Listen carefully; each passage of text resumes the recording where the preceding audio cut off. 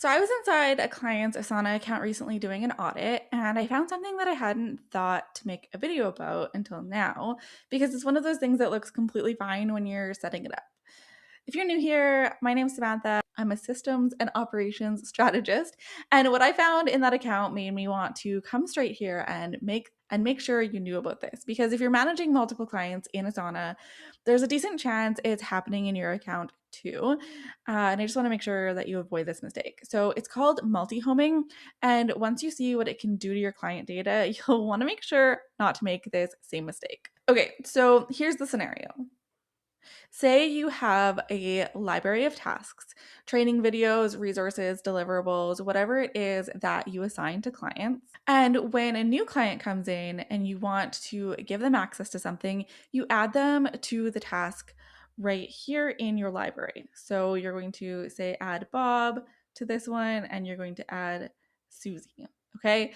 Seems efficient, right? One task, multiple clients, but here's what is actually happening. So in Asana, when you add a task to multiple projects like this, it's still one task. It's not a copy, it's not a duplicate, it's the same task living in multiple places at once. That's what multi-homing means. So this task here in Susie's project and in Bob's project, it's the exact same one as in the library. So it's the same one in Susie's project as and the same one in Bob's project. So watch what happens when I mark it as complete. So if someone marks it as complete, for example, see it marks it as complete in the training library here. And now let's go check one of the client projects. So in Bob's, it's also lesson 2 is marked as complete, and same with in Susie's. Lesson 2 is marked as complete. This is a different view, but same thing. And the thing is, if Bob marked it as complete and Susie never touched it, she might not even have seen it yet. And the library, it's also done in there, right? Which doesn't make sense because nobody's actually completing tasks in the library, or they shouldn't be. So one client clicked to complete, 3 places updated, and 0 of them were intentional. And it gets even worse if anyone adds something client confidential within the task, like in the description or as a comment, because everyone else who has that task in their project can see it. And as you can imagine, that's a big problem. Now, the people building these setups aren't doing anything wrong on purpose, obviously.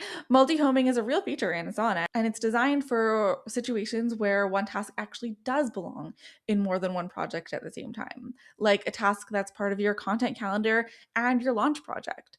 That makes sense, and I love to use the feature in the right places. But where it breaks down is when you're using it to assign the same resource to multiple different clients, right? Because now their progress is linked and their data is no longer their own. So if you've been using this and you have 10, 20, 50 clients or over 100, like this particular client does, the progress you're looking at for each of them might not even be accurate.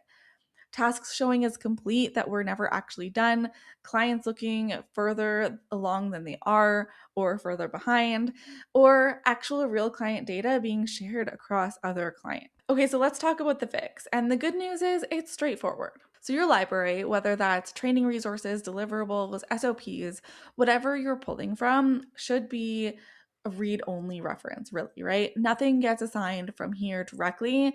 It's merely the resources organized so that you can find them fast. So when you want to assign something to your client, you come in here, you find the task, and then you copy it so you can duplicate the task, right? Not multi-home it, copy it. So we're going to do this, create new task, then you can move it to that client's project. And then that copy belongs to them. Completing it or commenting on it has 0 effect on the library or anyone else's project. Now it's their task, their progress, their data, completely separate from every other client. Okay, if you're watching this and realizing you want to get your whole Asana setup actually working properly, not just this one piece, but the whole thing, Asana Made Simple is the course I built for exactly that. It walks you through how to set up Asana in a way that makes sense for your business and your brain, including how to structure your client work so nothing bleeds together. The link is in the description, or you can go to samanthakasbrick.com/AMS if you want to check it out. Okay, so now the cleanup question, because If you already have multi-homed tasks in your account, you're probably wondering what to do with them if you have a situation like this. So here's what I do and I recommended for them to do. So first, go through your library project or wherever your shared resources live and look for any tasks with multiple client names attached. So you'll see them right here under the projects. And those are your multi-homed tasks, right?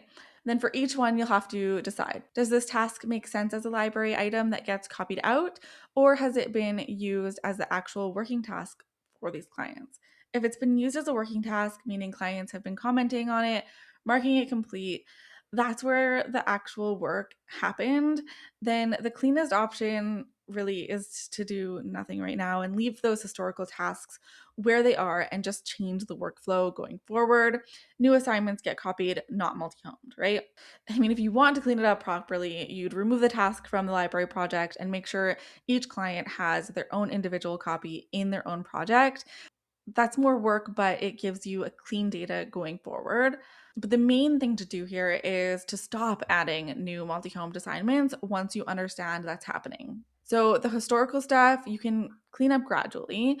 And then the more important fix is not creating the problem for every new client from here on out. And honestly, if you've been doing this for a while, it's worth going back through a few client records with fresh eyes and asking whether what you're seeing is actually accurate, because you might find some things that don't add up. Okay, and then this is what your library should look like after. Library with no client projects underneath, nothing checked off. Your library in one clean project, just organized resources ready to be pulled from. And then the client project should have their tasks, their projects completely independent of the training library. Everything is clear, everything is accurate.